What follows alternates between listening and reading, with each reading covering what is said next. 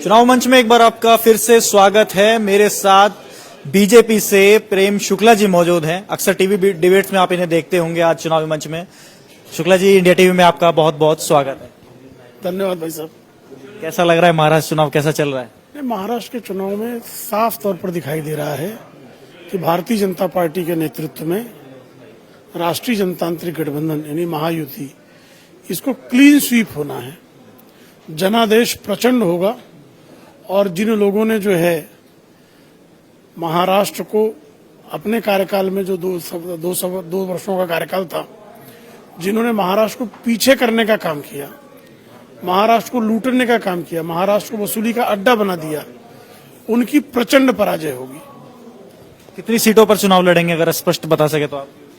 अभी साफ तौर पर दिखाई दे रहा है कि भारतीय जनता पार्टी 150 से 160 सीटों के बीच में चुनाव लड़ेगी और हमारे साथी दलों में एकनाथ शिंदे वो 75 से 80 सीटों के बीच में चुनाव लड़ेंगे और अजीत पवार जी भी जो है 50 से 55 सीटों के बीच में चुनाव लड़ेंगे। अटावले साहब भी कह रहे हैं कि हमें सीट चाहिए और 5 अगर सीटें मिल जाए तो एक मंत्री पद का, अगर सरकार बनती है तो कैबिनेट में। पर आठवले जी हमारे बहुत पुराने साथी हैं, तो आठवले जी के साथ भी जो है युति में न्याय होगा। कितनी सीटें मिलेंगी उनको? इस सीटों पर तो अभी कोई कमिटमेंट नहीं किया जा सकता, लेकिन हमारा जो नेतृत्व है उसने हमेशा रिपब्लिकन पार्टी ऑफ इंडिया की भावनाओं का सम्मान किया है। विपक्ष को कैसे देखते हैं, किससे मानते हैं टक्कर? विपक्ष में तो सब आपस में ही टकराए पड़े हैं। श्रीमान शरद पवार जो इस विपक्ष में जो है से दो बकरियों की लड़ाई में बंदर रोटियां खा लेता है, उसी तरह से जो है कांग्रेस और उद्धव ठाकरे की शिवसेना की लड़ाई में उन्होंने अधिक सीटें ग्रैब कर ली हैं, सफलता पा ली है जो दिखाई दे रहा है। और वो जो है 3 अब तक जो है मुख्यमंत्री के प्रत्याशी अपनी पार्टी से घोषित कर चुके। सुप्रिया सुले, उन्होंने जो है रोहित पवार का नाम लिया और उन्होंने बीच के दिनों में जयंत पाटिल का भी नाम लिया। तो अकेले शरद पवार की पार्टी में 3 प्रत्याशी हैं, कांग्रेस में तो प्रत्याशियों की गिनती ही नहीं है और श्रीमान उद्धव ठाकरे के पास भी स्वयं पिता पुत्र जो हैं वो मुख्यमंत्री पद के दावेदार हैं। और सीटों के बंटवारे में अब जो है नामांकन की तिथियां जो हैं करीब आ रही हैं, लगभग अब अगले सिर्फ 4 दिन बाकी हैं नामांकन के, 25, 26, 27, 28, 29, और उनके भी जो है सीटों का बंटवारा ही संपन्न नहीं हो पाया है। मुख्यमंत्री के दावेदार तो आपकी पार्टी में भी हैं, क्या एकनाथ शिंदे को आप मुख्यमंत्री बनाएंगे? देखिए, भारतीय जनता पार्टी जिस पर ताज रखेगी वो मुख्यमंत्री बनेगा, इतना निश्चित है। सबसे ज्यादा सीटों पे चुनाव आपकी पार्टी लड़ रही है, बीजेपी। तो ऐसे में अगर बीजेपी सबसे ज्यादा पार्टी पर ज्यादा कैंडिडेट से चुनाव लड़ रही है, तो पिछले चुनाव में जैसे कि आपने उद्धव ठाकरे पर आरोप लगाया कि हम राज्य में बड़े भाई थे, हम सबसे ज्यादा सीटें हमारी आई, तो अब अगर देखा जाए तो आप सबसे ज्यादा सीटों पर चुनाव लड़ रहे हैं, तो वाकई जो मुख्यमंत्री है वो भारतीय जनता पार्टी का होगा? बहुत अच्छा प्रश्न है आपका। देखिए, भारतीय जनता पार्टी में अपने से कम सीटों वाले नीतीश कुमार को मुख्यमंत्री बनाने की उदारता है, अपने से कम सीटों वाले एकनाथ शिंदे जी को मुख्यमंत्री बनाने की उदारता है, लेकिन कोई भारतीय जनता पार्टी को ब्लैकमेल करने निकलेगा तो भारतीय जनता पार्टी फिर उसकी दुर्गति करती है और इस दुर्गति को श्रीमान उद्धव ठाकरे भली भांति झेल चुके हैं। तो भारतीय जनता पार्टी साफ तौर पर जो महाराष्ट्र के लिए उत्तम होगा ऐसे व्यक्ति को मुख्यमंत्री बनाएगी। अभी एकनाथ शिंदे पर कुछ भी नहीं कहना चाहेंगे? हरियाणा में आपने जैसे हरियाणा चुनाव नहीं, इस चुनाव के बाद की बात कर रहा था मैं, जैसे आके हरियाणा में हमने देखा, हरियाणा में पहले ही कहा आपको, जो भारतीय जनता पार्टी जिसके सिर पे ताज रखेगी वो मुख्यमंत्री होगा। हरियाणा में हमने देखा था कि डिसाइड पहले ही हो गया था कि नायब सिंह सैनी की अध्यक्षता में चुनाव लड़ेंगे। महाराष्ट्र में कतरा रहे हैं। क्या होता है हमारे यहाँ अलग अलग, हमने मध्य प्रदेश में नहीं घोषित किया था, हमने राजस्थान में नहीं घोषित किया था, हमने छत्तीसगढ़ में नहीं घोषित किया था, कई स्थानों पर हम घोषित करते, हमने उत्तर प्रदेश में घोषित किया था, हमने बिहार में घोषित किया था। तो हमारी रणनीति जो है भिन्न भिन्न प्रदेशों में भिन्न भिन्न होती है। एक योजना है लाड़की बहन योजना, जिसके ऊपर काफी सारा विवाद हुआ और विपक्ष ने तो ये आरोप तक लगाया कि आप जो है चुनावी समय से पहले ये योजना लेकर के आए हैं। तो बात करने कैसे देखते हैं इस पूरे सिनेरियो को? भाई, चुनाव तो पहले ही बहुत सारे हुए हैं, तो कांग्रेस के हाथ किसने बांधे थे कि इस देश की महिलाओं को, इस प्रदेश की महिलाओं को सशक्त करते, उनके हाथों में पैसा देते? किसी ने किसी चुनाव में रोका था क्या? आपको ध्यान होगा कि 2000 तक के झोपड़ों को हम जो है वो मान्यता दे देंगे, 2004 में घोषणा पत्र में था, सरकार आ गई, उन्होंने कहा प्रिंटिंग मिस्टेक हो गया, उन्होंने कहा था मुफ्त में बिजली दे देंगे, बाद में बिजली देना दूर लोड शेडिंग शुरू कर दी। आज भारतीय जनता पार्टी न केवल लाड़की बहन योजना बल्कि किसानों के खातों में 12,000 रुपये, 6,000 रुपये केंद्र, 6,000 रुपये राज्य सरकार डाल रही है, मुफ्त का बिजली दे रही है। एसटी जो परिवहन की हमारी बसें हैं स्टेट ट्रांसपोर्ट की, उसमें 50% छूट दे रही है, जो है लखपति दीदियां बना रही है। तो भारतीय जनता पार्टी की सरकार सिर्फ एक योजना नहीं, जन कल्याण की तमाम योजनाओं के माध्यम से उसने महाराष्ट्र को विकास के महामार्ग पर चलाया है। और ध्यान रखें कि श्रीमान उद्धव ठाकरे के कार्यकाल में महाराष्ट्र एफडीआई के मामले में तीसरा चौथा राज्य हो गया था। 2 लगातार वर्ष जो है एकनाथ शिंदे के मुख्यमंत्रित्व काल में एफडीआई में नंबर 2 और पूरे देश में जो एफडीआई आ रहा है 52% अकेले महाराष्ट्र में आ रहा है। तो हम जो हैं, जैसे हिमाचल प्रदेश में उन्होंने योजनाएं तो घोषित कर दी लेकिन दिवाला पीट दिया, कर्नाटक में योजनाएं तो घोषित कर दी, दिवाला पीट दिया, तेलंगाना में पूरा नहीं कर पा रहे हैं।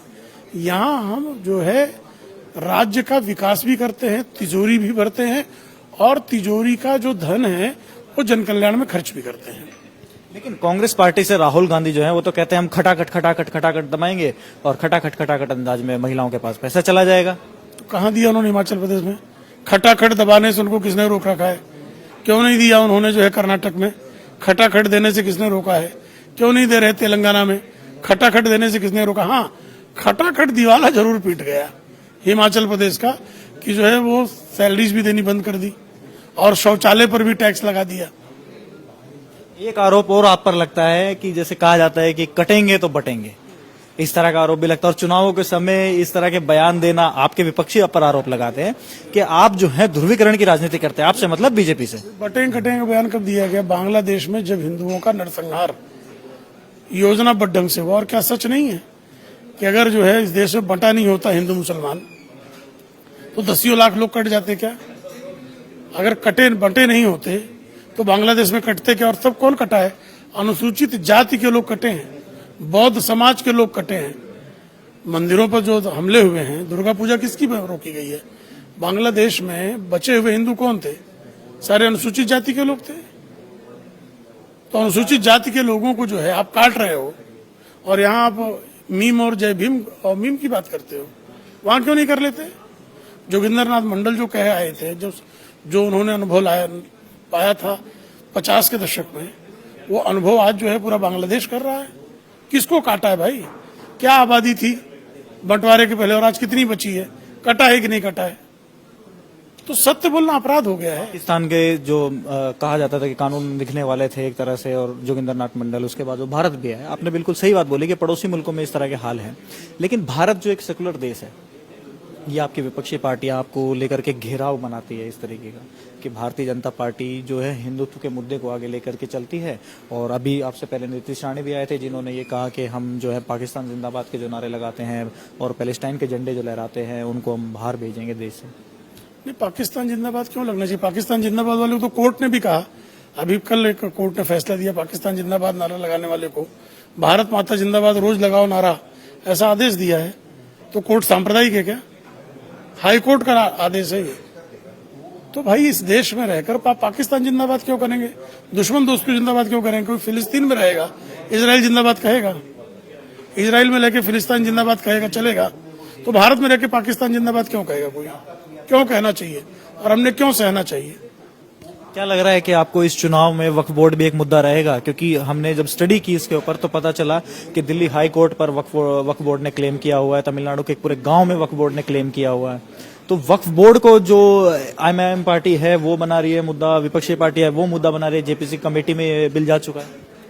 ये वक्फ बोर्ड जो है वो जमीन कब्जा करने का अगर साधन बन गया है तो उस कानून में संशोधन तो होगा।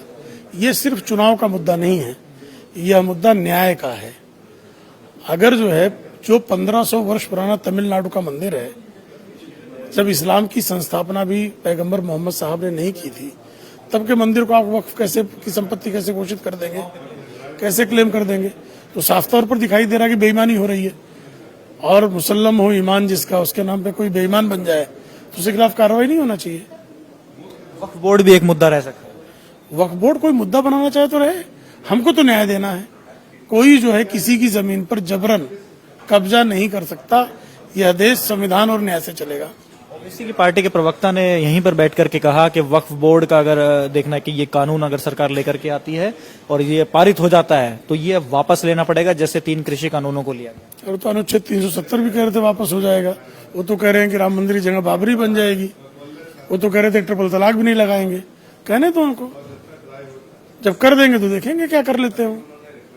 घूम करके वापस महाराष्ट्र पे आते हैं। महाराष्ट्र में जो विचारधाराओं की लड़ाई थी, कहा जाता था कि अविभाजित शिवसेना जब थी तो आपको और शिवसेना को एक मुश्त वोट पड़ता था हिंदू वोट बैंक की तरफ से, जो विचारधारा की जो लाइन थी। अब ये वोट जो है वो 3 भागों में बंटता हुआ नजर आ रहा है। अगर मैं कहूं तो चौथा भाग एमएनएस भी हो सकता है। आप समझ गए मेरे सवाल? बिल्कुल नहीं बटेगा। ये वोट जो है एक मुश्त डबल इंजन की सरकार को पड़ेगा। श्रीमान उद्धव ठाकरे ने, आप लोकसभा चुनाव का आप बारीकी से विश्लेषण करेंगे तो उनको कांग्रेस के वोट ट्रांसफर हुए हैं। कांग्रेस को वो हिंदू वोट नहीं ट्रांसफर कर पाए, यानी हिंदुत्व वाले वोट नहीं ट्रांसफर कर पाए हैं। तो साफ संकेत है, अभी जब विधानसभा के चुनाव होंगे, परिणाम आएंगे तो एमआईएम को दोष देंगे, ईवीएम को दोष देंगे, लेकिन राहुल गांधी और उद्धव ठाकरे अपने पुत्र को कहां से दोष दे पाएंगे। हरियाणा में जीत के बाद आपका कॉन्फिडेंस हाई है। प्रेम जी, इंडिया टीवी के कॉन्क्लेव में आने के लिए आपका बहुत बहुत शुक्रिया। धन्यवाद।